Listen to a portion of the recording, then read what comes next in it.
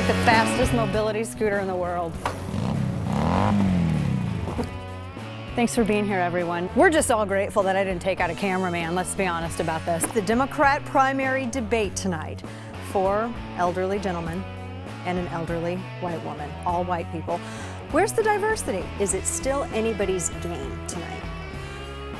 Not anybody's game, I don't think. Look, I don't know. I think Jim Webb, of all the candidates, doesn't really connect with Democratic primary voters on any issue right now. And Lincoln Chafee, frankly, is such a weak candidate, was a weak senator, was a weak governor. I was shocked by his I don't see how he has entrance. that moment on stage. Feel the chafe. I do hope that Hillary is not protected by the moderators, because there is a big difference in the Democratic Party between say a Hillary Clinton and a Bernie Sanders and a Jim Webb. There's a real diversity there of opinion, not of race.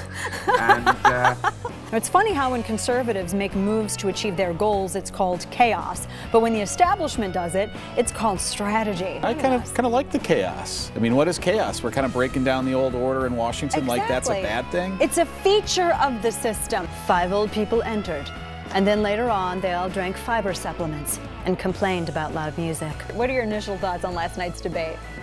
Well, as you suggested, obviously, we kind of expected a wimpier Anderson Cooper than we got. Although I think there's a tone sometimes in these questions where they sort of, it sounds like they're on a show called Meet the Democrats. The most memorable moment was when Bernie Sanders kind of covered for her on the emails and said, you know, enough is enough with the emails. And especially given that the debate took place during a wave of Palestinian terrorism in Israel.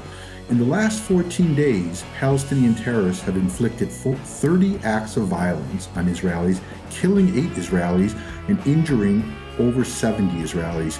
And there wasn't any mention of this in the debate. It's shocking. I'm sick of it. Do you think Bernie Sanders is the Democrats' Trump? No, he's more like the Democrats' Ron Paul. Yes.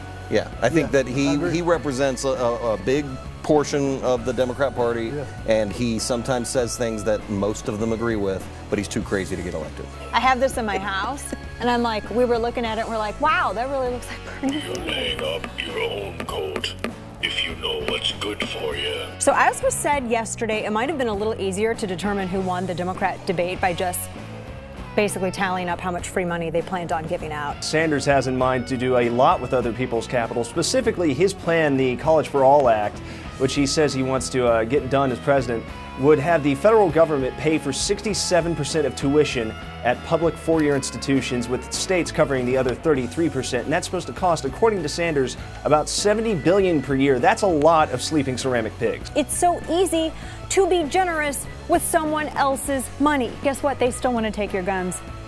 Still, yeah. So what steps are we to take next? Disagree on firearms all you want to, but just be informed. Be informed, but unfortunately, not a lot of people are. Last week I was telling you about the Pew Research poll showing that gun homicides were down by 49%, but less than 12% of the public knew about it because media doesn't want to tell you about that. It destroys narratives. I don't have a problem with people having informed opinions on firearms, but that's just the thing. Let me rewind that. I don't have a problem with people having informed opinions on firearms.